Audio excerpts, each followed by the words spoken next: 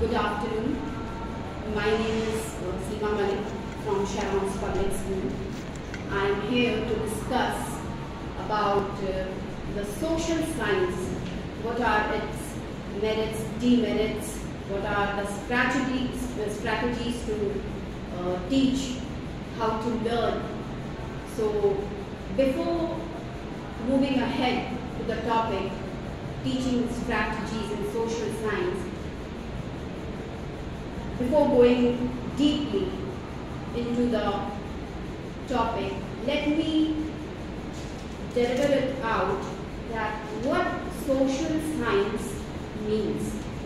I hope many of you are aware of my teachers, especially that what social science is all about. So it's a group of academic discipline, isn't it? It's a group of academic disciplines dedicated to examine human, that how society works, how people in society behave, specifically how people interact with each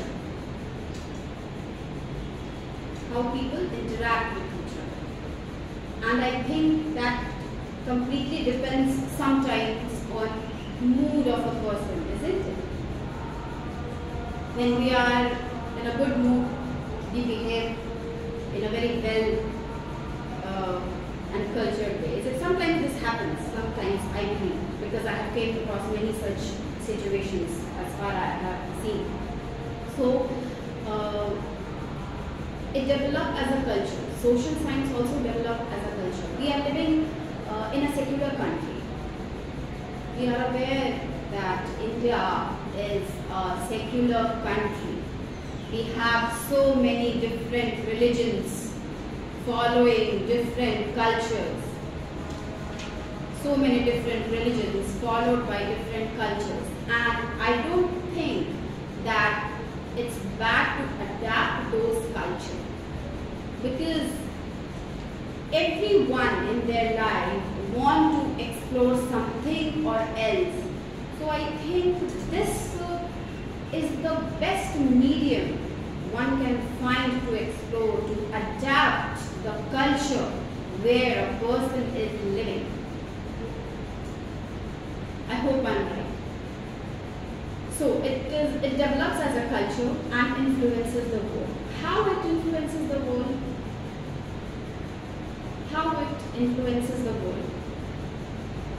When we develop as a culture, when we adapt those things, there are so many ways of communications, like technologies we can say.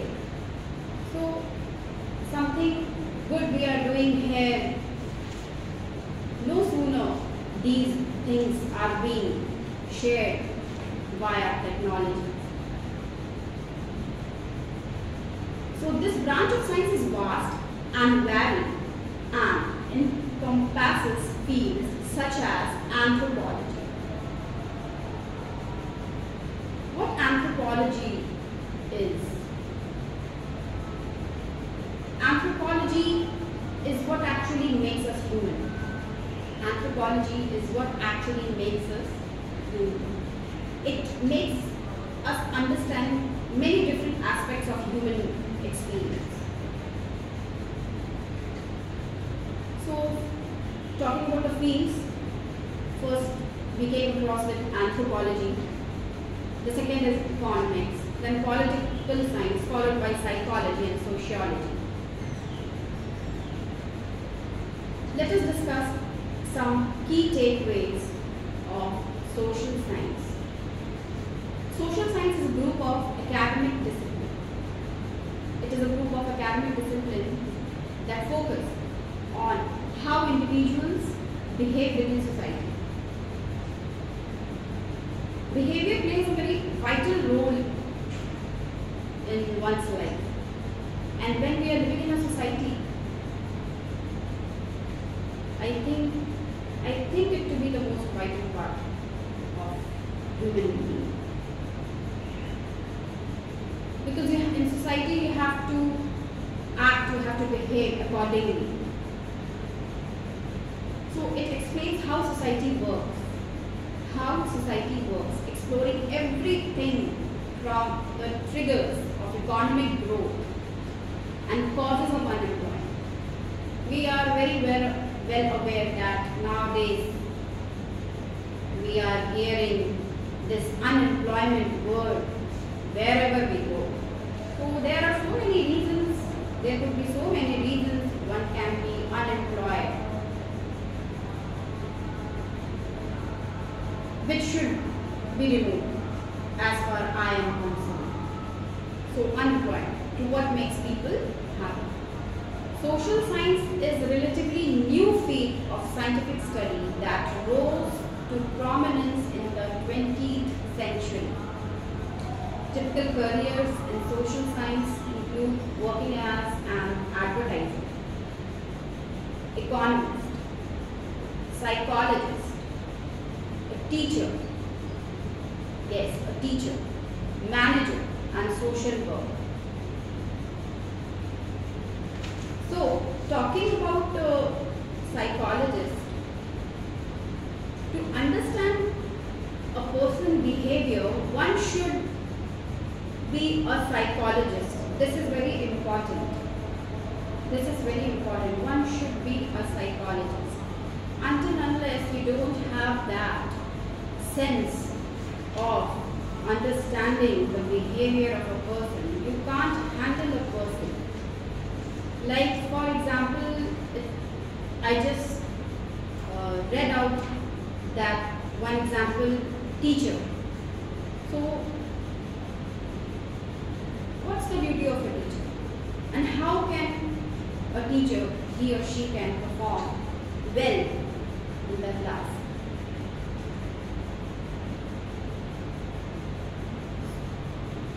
Students, they have to understand the level of the students, they have to understand the behavior of the students. Yes, students' behavior also plays a vital role for the teacher. It helps teachers to communicate with the students. A teacher has to be a psychologist, as far I am concerned. A teacher has to be until unless a teacher does not understand what is going through a student's mind, he or she will not be able to come up with that, isn't it? So let us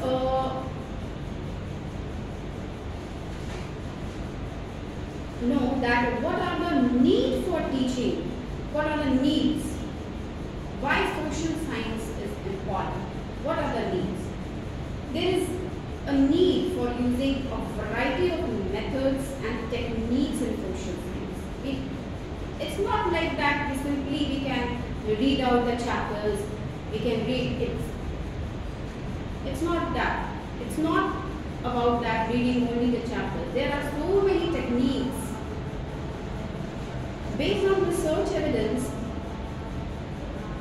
Wolevo and Scott say in 1988, as I remember, say that social studies or social science teachers left to themselves, they use only a limited number of teaching strategies, which sometimes students find boring.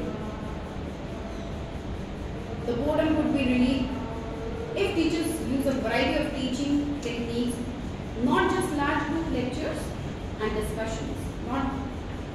It's not that you have to give lectures till 40 or 45 minutes or for 1 hour. It's not that.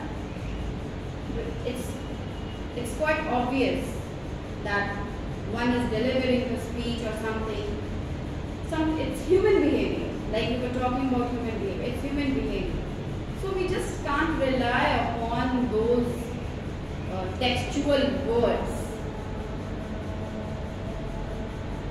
We have to do something which is out of the blue.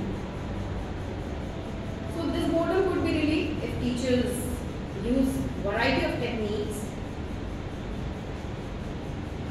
So let's move towards the aim of teaching social science in schools. It gives knowledge about civilization and culture. It gives knowledge about civilization and culture. What do we understand by civilization? What we understand by civilization? We have read many a times this word. We have came across many a times with this word, isn't it? Civilization. So it's a process through which a region or society outstretches. A region or society outstretches and advances the stage of human development, isn't it? And talking about the culture, it's a manner in which we think, behave and act. This is the culture. It provides knowledge of social development, the overall improvement of the well-being of every individual, isn't it, in the society, those who are living in the society. Change in the thought process of people living in the society. It develops social behavior, like how people think, how they feel, their beliefs, their intentions towards their goals, and this is generally among two or more people. And this thought process affects the other person. It develops the power of thinking and reasoning. Like the more we connect with people, the more we explore, the more we think, and the more reasoning based things will be formed. It develops the feeling of universal brotherhood. This nowadays is very important. I wanted to discuss this point. I was wanting to read out this point eagerly, waiting for this. This brotherhood, it develops the social science develops the feeling of universal brotherhood. Our country and many other countries, they are facing so many mishaps which generally we human don't want. We don't want those things to be happening. So brotherhood means oneness of society. If living in a society, you have to be one. You have to be together. Like one finger is of no use if you are standing against somebody or someone or any enemy of yours. One finger is not enough to fight. But when we gather all the fingers, this becomes more strong. So we need this. Universal brotherhood is very important to maintain peace in the world. Peace in the surroundings, atmosphere. And that aims to reduce wars and encourage living in peace and harmony as equals. No discrimination, nothing. Why discrimination? Why this discrimination? Religion, caste, creed, color. Why? It's of no use. How far you can do these things? Why is education important? This is why education is important. That it enlightens your mind to understand that why this discrimination, it should not happen. It develops modernization. Social science develops modernization. The dramatic change through the centuries. Isn't it? Modernization. What do we mean by modernization? It has aroused from the word modern. What do you understand by being modern? Wearing modern dresses, having branded bags. No. It's not all about wearing branded dress, having branded things. This is not modernization. It is something that it's a dramatic change through the century that has evolved socially, industrially, and economically.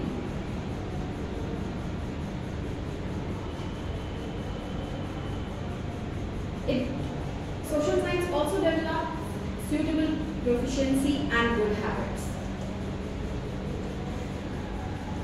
It develops the moral and social values as well.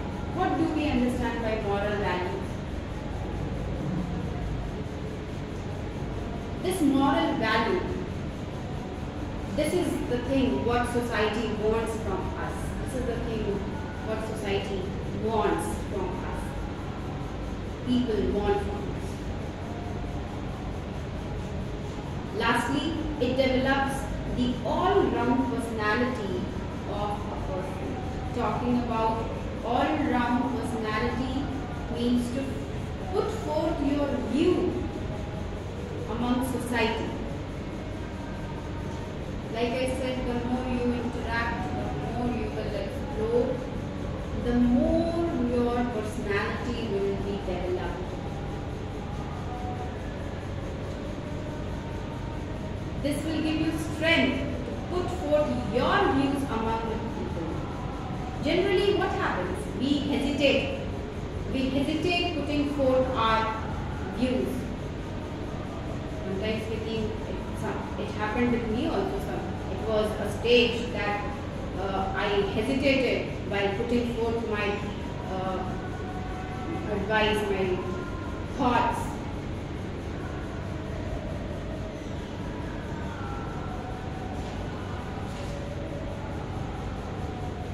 So let us move ahead to the objectives of the social science, teaching social science. What are its objectives?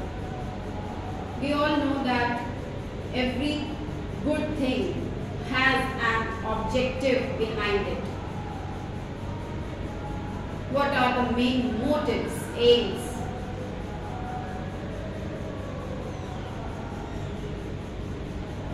So this is very important. It discusses the need for teaching learning strategies in social science. There are different strategies in social science. While learning, while teaching, students while learning, teachers while teaching. And it also discusses or describes various methods and techniques used in teaching social sciences. It also explains the learning resources in teaching and social science, describe various learning resources used in teaching social science, discuss community as a learning resource in teaching of social science.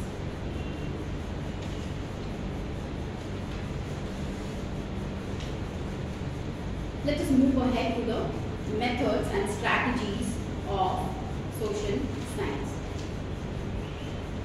Like I said, a teacher has to make use of various kinds of methods, devices and techniques because it stimulates.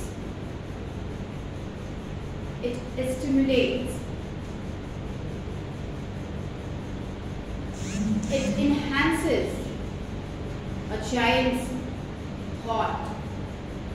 So a teacher has to make use of various kinds of methods, devices, and like nowadays we have different devices, audio visual aids, so educational films based on audio visual aids. For example, you can take any historical film. So these are the best medium, these are the best ways a teacher can teach their students. Talking about the techniques, we are yes, among those devices we are also having overhead make the teaching and learning process understandable.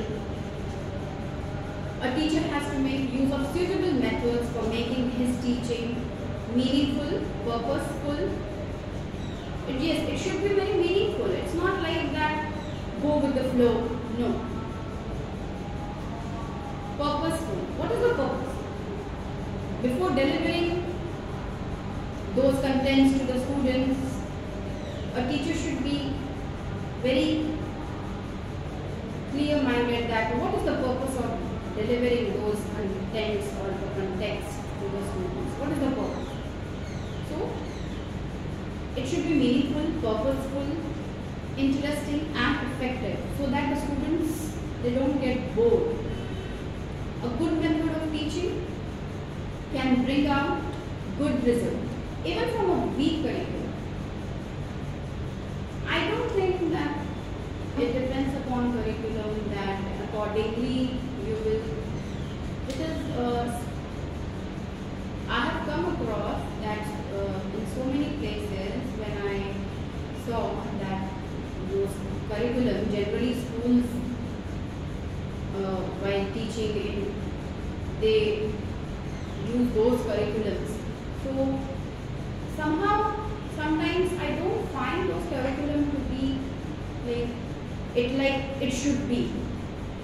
But I have also seen that teachers, even if they are provided with such curriculum, teachers are working, they are giving their 100%. And it's really working out. Students are interested in learning. Teachers are interested in making them learn. So, in my view, even from a weak curriculum, you can make out a good result. On the other hand, a bad method of teaching, it's all about method of teaching, how you teach, and how you're teaching, the way you are teaching, how you inculcate those things in your students. So, on the other hand, a bad method of teaching can make a mess of good learning. If teaching method is not good, you are not using devices, techniques. So what's the use of that curriculum? Because we want something new. We want something new. Yes, traditional is no doubt very nice. It's a very good thing to carry forward those traditional things. We should not forget our roots. But today's youth, these generations, they want something new. And that something new in school, I think a teacher is the best medium who can provide those things to the students. So make use of that curriculum. If suppose the curriculum is not accordingly made, it's not according to you what it should be, then apply your mind. Apply it. Make it more creative. Make out something very nice, very good. It should be creative. So, therefore, it can rightly be said that success or failure of teaching depends on its method. The method of teaching should be according to the needs and interests of the.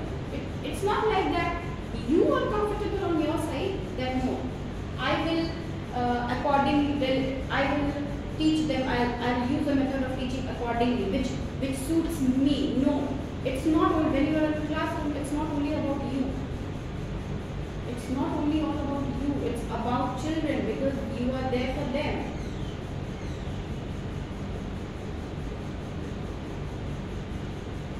What student wants, what are their interests. That's why I previously told psychology.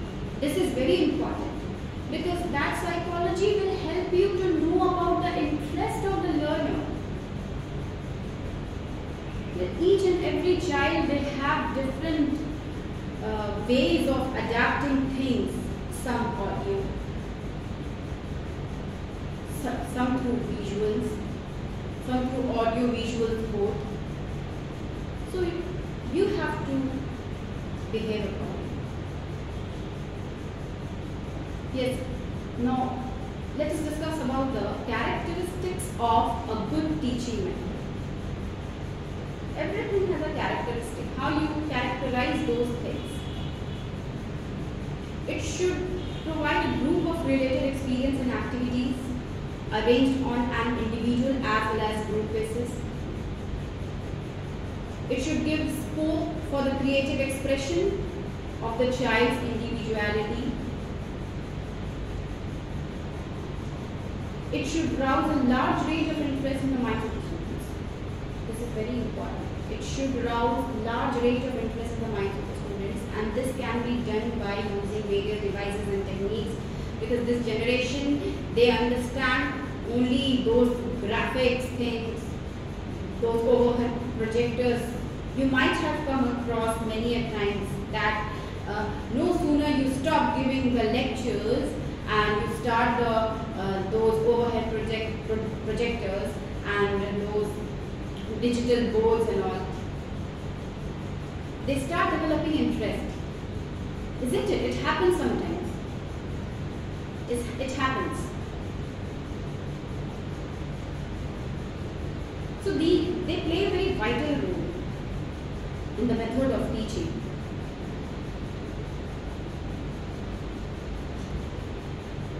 It should shift emphasis from verbalism and memorization to learning through purposeful, concrete and realistic.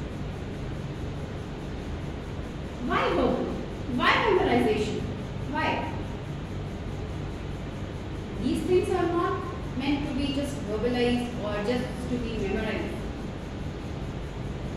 No. It should be purposeful. It should be concrete. Their base should be strong. The main motive behind teaching social science is to inculcate the basic things, what social science is all about. The realistic things, the realistic approach, they should think realist. The thought should be very realistic. It should train the students in the techniques of self-study and the methods of acquiring knowledge through personal efforts or intuition. It should stimulate the desire for further study and exploration. It should awaken an interest in the materials and techniques used by the social scientists.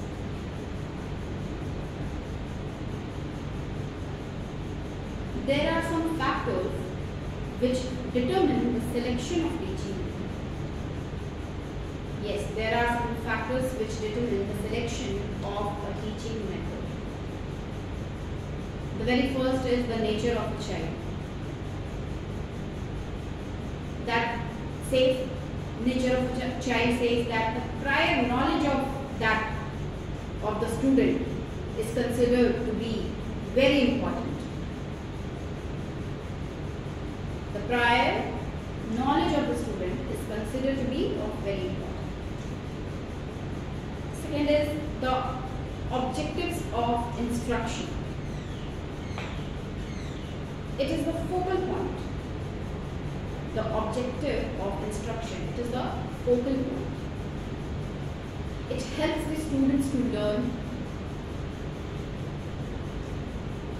Goal of instructional design.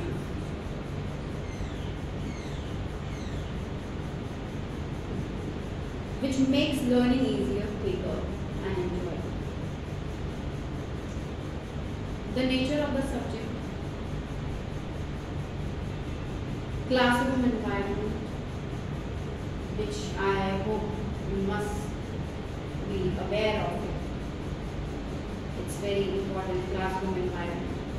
Expertise of the teacher who adopts a method. Yes, expertise, where teacher should ensure that the time schedule, lesson plan and notes are flowing in a smooth way. Because this gives the teacher special position. When you are running the time schedule, lesson plan and those notes in a flowing in a smooth way, This gives a teacher a social position and differentiate her from other professions. See, building rapport.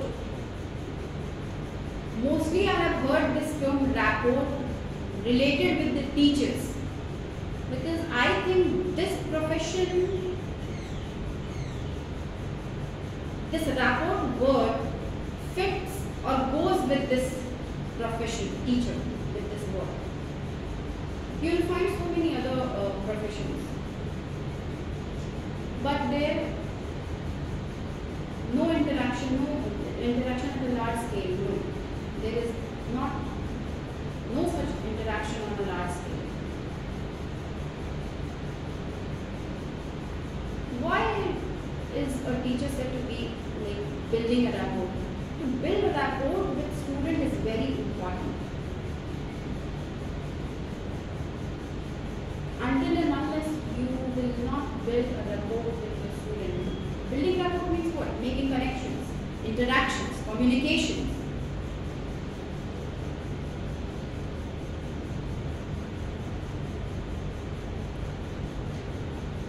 Let's talk about the different methods of teaching social science. What are those different methods of teaching social science? The very first we will come across is the lecture method, which simply means teaching through lecture. Teacher explains the matter in simple and understandable manner.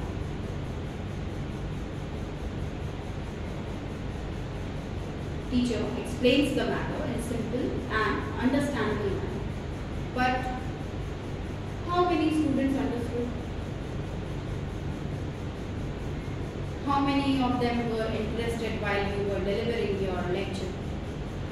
So we will discuss it in the session. Teacher, the method is particularly used in the secondary classes and above. These kinds of methods, lecture method, these are used in secondary classes and above. And yes, I think lecture also plays a very important role, because while you give lectures, while you deliver your lecture, before that you can ask your student to just imagine those things as a story. That will help them to learn.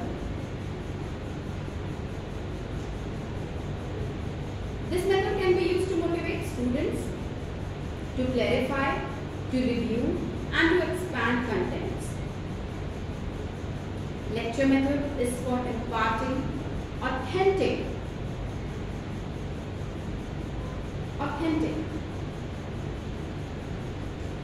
what it should be, what it should be like. It should be very authentic, systematic and effective information about some events and events. It also gives the students training in listening. Yes, like we have a habit of losing concentration.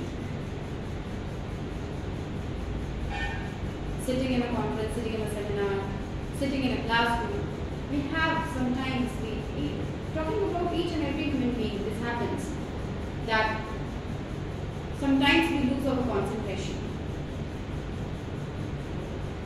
So, listening also develop, it acts as a training. It acts as a training for the students. It develops good audience habits. Like if you are an audience, so it's like I am here to discuss about the teaching strategies of social science. You are the audience, and I am delivering my topic. I am discussing about my topic, and some of you, like, sometimes it's a human nature, get distracted. So I think it depends upon you also, that I should not make this session quite lengthy. I should not go beyond the topic. So it develops good audience habits.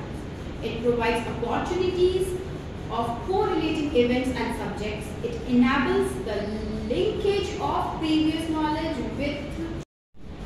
So the lecture method, what are its demerits and merits? So first we will talk about the merits. Let's start the demerit. What are the merits of lecture method? A well-prepared and a well-delivered lecture can make social studies or social science interesting. Well-prepared means that a teacher has to be very well-prepared. Even he or she needs to understand the concept of the lecture. It's very important. Before explaining it to someone, it's very important for yourself to understand the motive, the purpose of delivering about the matter, isn't it? So you should be very well prepared, because when you are aware of everything, you can make others aware of those things. And a well delivered lecture should not be boring. It should not be quite lengthy, so the students will lose their interest. And this is not about just for a day, because it's your daily routine that you have to interact with those students. If once they will find you like you are making the topic lengthy, they will naturally leave. They will lack interaction. They will lack interest. Lecture gives the teacher an opportunity to come into immediate contact with the pupils, isn't it? Yes, it gives an opportunity to the teachers to come into immediate contact. Like when you deliver a lecture, what happens? What happens when you deliver a lecture among your students? They become curious. Only when you are very well prepared. This is the condition. This is one condition. So, delivering a lecture can make your students curious about the topic, about the lecture. They will come up with various questions. They will come up with various queries. So you can immediate contact with your students. You can immediate contact with your pupils. It also gives the pupil training in listening and taking rapid notes. Like we teacher have a habit of telling students before we deliver a lecture, we say, you can just make a running notes. We make a running notes about those things, isn't it?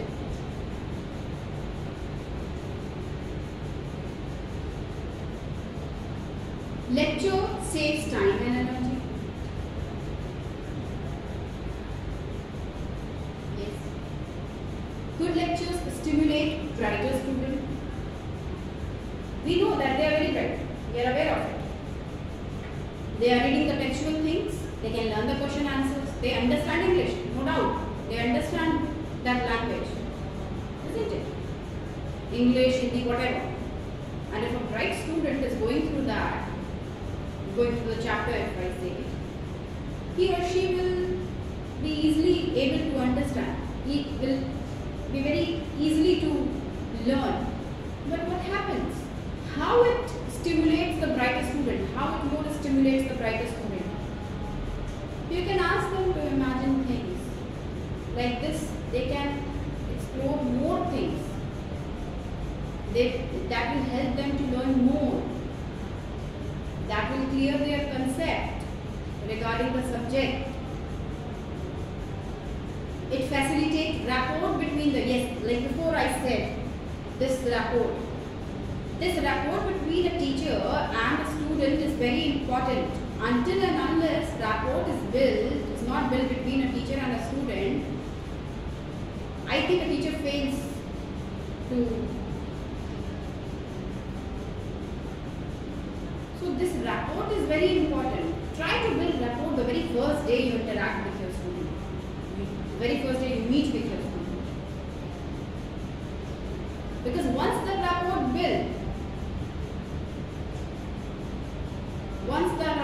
is built, that connectivity between you and your student, this will help you to make them learn, and this will help make your students to learn. It is more useful for brilliant students, as I said. It like add-ons, we can say add-ons. It helps the implementation of.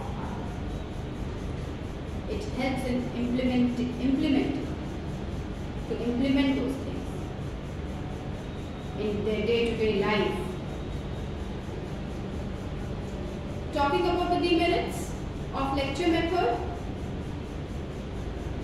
it makes students inactive, sitting back, listening to the lecture, isn't it? Even we sometimes get bored. They are the children. It's natural with them. It's quite natural. Now, the second point I would like to discuss is there is a very little scope for group activity. Like parents, teachers, and the school administration also, we are emphasizing more on the activities, that students should involve more in activities. Isn't it? Activity-based things are being done. Students are provided with activities book to come out with creativity.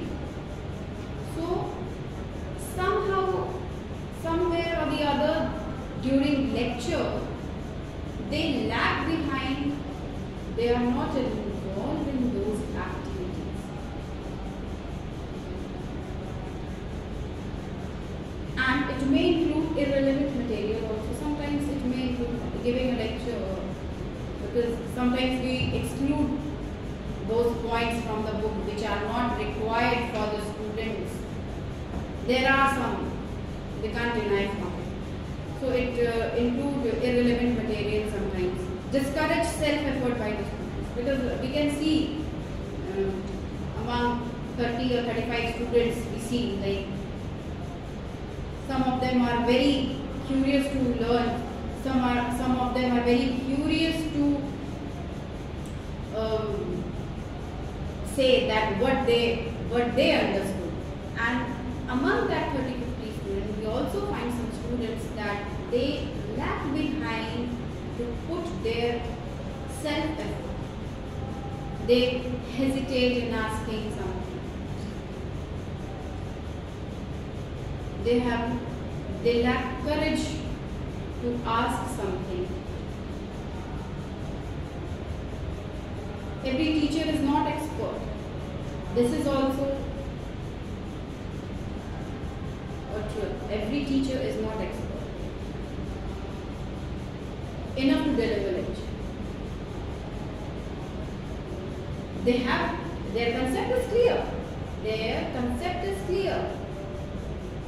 We can't say that a teacher having no, he or she is not expert in delivering a lecture, then he is not a good teacher or she is not a good teacher. No.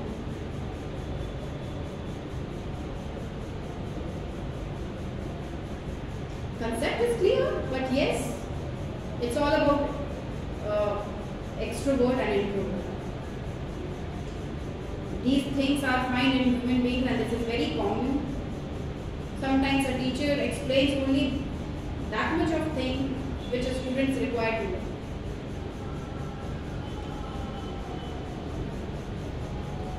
So every teacher is not expert enough to deliver lecture. He or she is very well in drafting the answers, in drafting the things, drafting the notes, but not in that field. to deliver the lecture. The pupil lose opportunity to make self-study. Yes. Like in schools, when teacher used to give lectures, they used to explain the things. Like if I talk about a single chapter from social science, what happens? When a teacher explains the chapter, if he or she is very well in explaining the chapter, and if a student grasps it, what happens? Going back home, they think that we need not to open the book. Yeah, the teacher made me understand the chapter very well, imagined it as a story, and so we can write it very well. No. This is one of the demerits. Lecture can soon result in monotony. Lecturing is against the principle of learning by doing. Yes, learning by doing. While doing, you learn. Like, since my childhood, I've been listening this. Write it. Write those things. Write. It will help you to learn. As many times as you will write, it will help you to learn. No need to memorize things. Write it and it will automatically be set in your mind. So this process, learning by doing, is very important for the students. An average student may not be able to fix up their attention to a lecture of 40 to 45 minutes. Like I said previously, stretching a session, stretching a lecture to 40-45 minutes. So for those average students, this can be a boredom. They will lose interest after 20 minutes. Generally, it happens.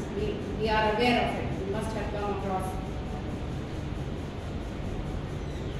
So now let us discuss about the problem solving method. How we think. And the way we think, it reflects the approach. And in this problem solving method, the learner is required to solve the problem making use of his previous knowledge. According to Dewey, the problem, as we know, the problem fixes the end of thought and the end controls the process of thinking. We should not control our process of thinking. Like when you stop thinking, when you stop thinking, you stop working, and that is considered to be very hazardous. That is considered to be very hazardous. So this thinking process should continue. This thinking process should go on. Because this will help you to learn, this will help you make others learn, this will help you to explore.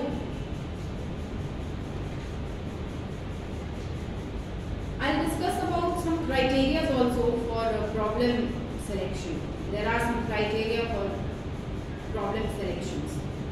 The problem should be intellectually challenging to children. It's not that it should be very straightforward and simple. No. Until and unless one will face the challenge, it's not going to do. The problem should not be entirely unfamiliar to the learner. It should be related to the topic. Okay. The problem should not be entirely unfamiliar to the learner. It should be related to their previous experience. What they learned previously.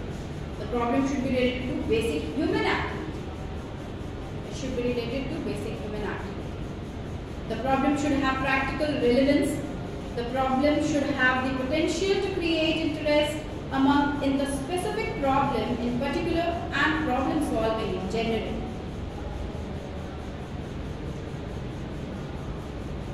The merits, talking about the merits of problem solving method. It serves as a preparation for adult life.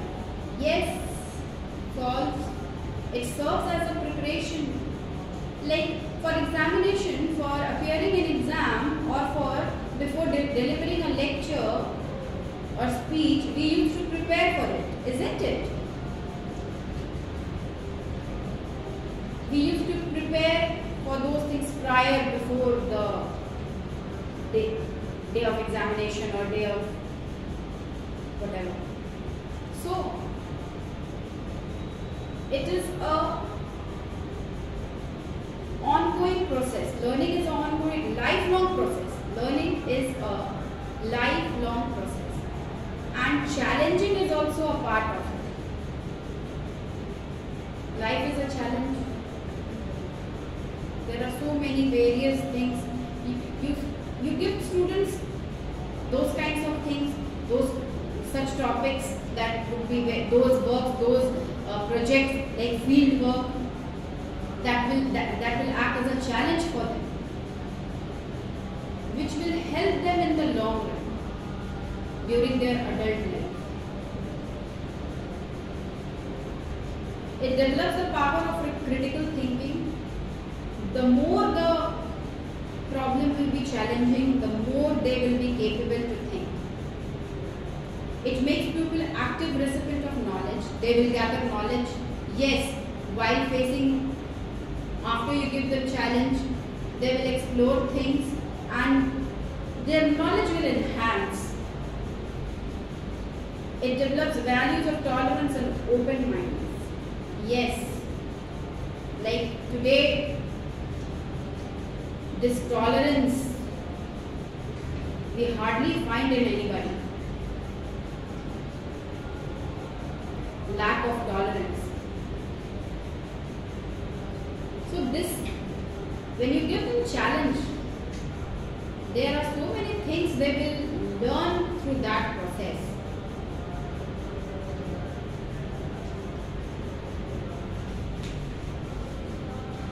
It helps them for easy assimilation of knowledge. They will assimilate the knowledge. They will gather knowledge from here and there, and they will assimilate this knowledge, and it will help them out to reach. It will help them out to face that challenge. It helps to establish harmonious relation between the teacher and student. Because yes, they will also come up to you. They will come up with various ideas and thoughts of their own. They will put forth them in front of you. They will put forth that what should they do. It also has some demerits. This method will become monotonous if used too frequently. I don't think that it should be used frequently, because students will become used to. The problem solving method can easily lead to the selection of trivial and untimely topics.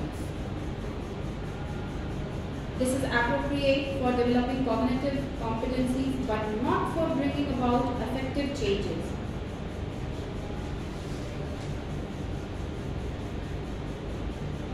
Moving ahead to project method. Project method is based upon the ideas of the great American educationalist, Mr. John Dewey. Yes, project method is very important.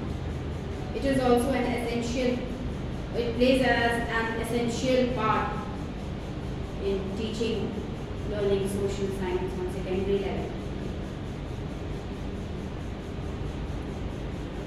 Project method is based upon the ideas of the great American educationalist Mr. John Dewey. The credit of developing these ideas into a method goes to Mr. William Kilpatrick.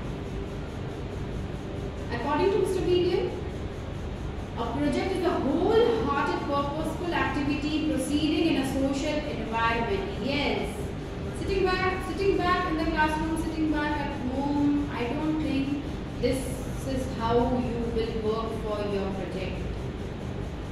You have to put your feet in between the society. And this is whole be a purposeful activity. Yes, because this helps them to learn so many things. They will come across so many challenges. They will learn to overcome those challenges.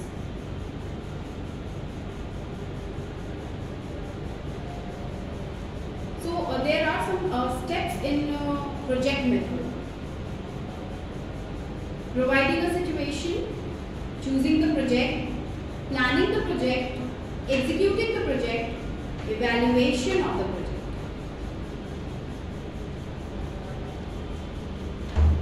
So again we will move towards the merits,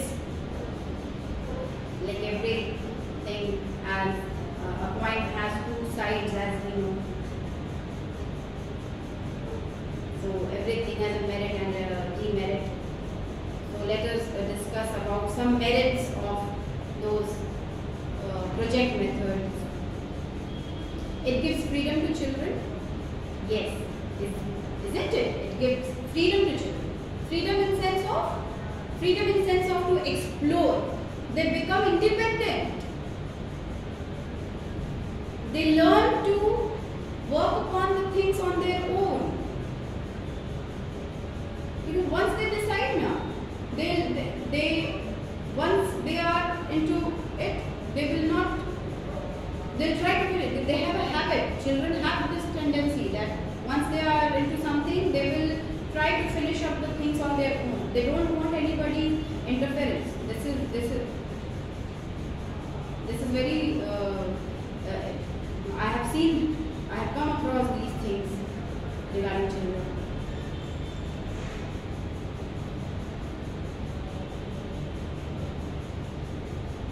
So it enables the children to learn from their own experience. Yes. When they put their feet among the society, they experiences a lot of things, good, bad, merits and demerits of something. It is free from the defects of the textbook method. Yes. One should not be a bookworm that learn. A book should not always be a source to learn, because there are so many things from which you can learn. They are just the textual language, limited knowledge. But when you interact with the people in the society, you come across with different phases. Why? Because in the society there are so many people who are living with different mindsets. Each and every have their own experience. So they will share their experience. And this is the learning. This is also one of a learning process. So depending on the textual language, I don't find it to be very fruitful. It is natural method and acquiring knowledge. It gives training in social adjustments. Yes, while you interact with people, you socially adjust.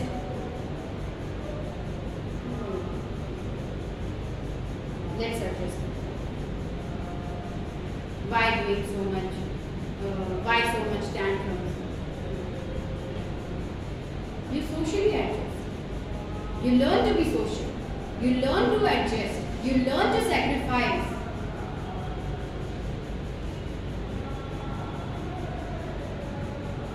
It gives training and democratic way of it. It trains the children in solving problems. Yes, as I told you earlier, that once they are into something, they'll try to finish that work on their own, and they will not want anybody other interference in that. So the children, this is a training process how a student will learn to solve the problem. It helps the teacher to understand his problem. Yes. Talking about the demerits, it hampers the completion of syllabus. Yes, sometimes it hampers because we teachers in schools, the teachers in schools have a pressure of we prepare a syllabus that we have to do things according to the syllabus. We have to teach the students according to the syllabus. But during these projects and all, somewhere or the other the syllabus hampers. But I don't think that it's a big thing. There is a possibility of giving more importance to less importance. There is a possibility of giving more importance to it. There are so many things. Sometimes we start thinking deeply about something and we start giving more importance to something but actually they don't require that much of importance. So we should start giving less importance to those things which do not play a vital role in our life, in learning, in teaching. It may lead to unsystematic learning sometimes. It may lead to unsystematic learning. It may lead to monopolization by some students. It may disturb the school working system. But yes, I don't agree much. But yes, sometimes it happens. But go with the flow. It increases workload of teachers. Yes, but workload I think also is a challenge. Workload is also a challenge, and through this challenge you learn so many things. You learn to manage. You learn to apply your mind. You learn how to be creative, how to manage things, how to manage time. It is an expensive method. Yes, sometimes it becomes an expensive method.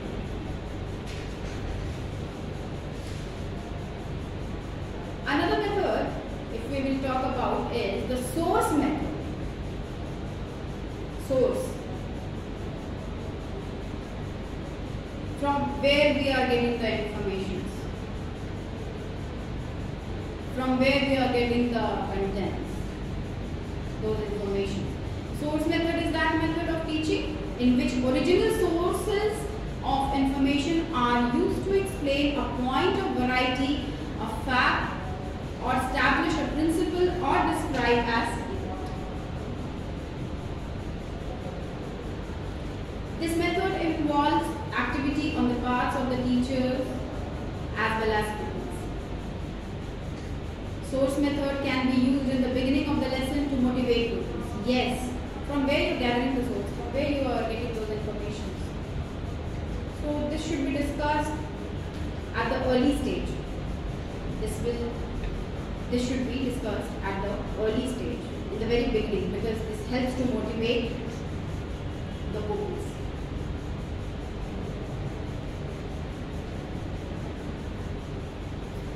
The next we will talk about is supervised study method.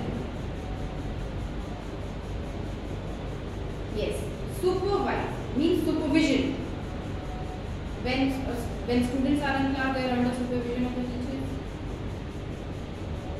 They are completely dependent on us. They are completely dependent on the teachers.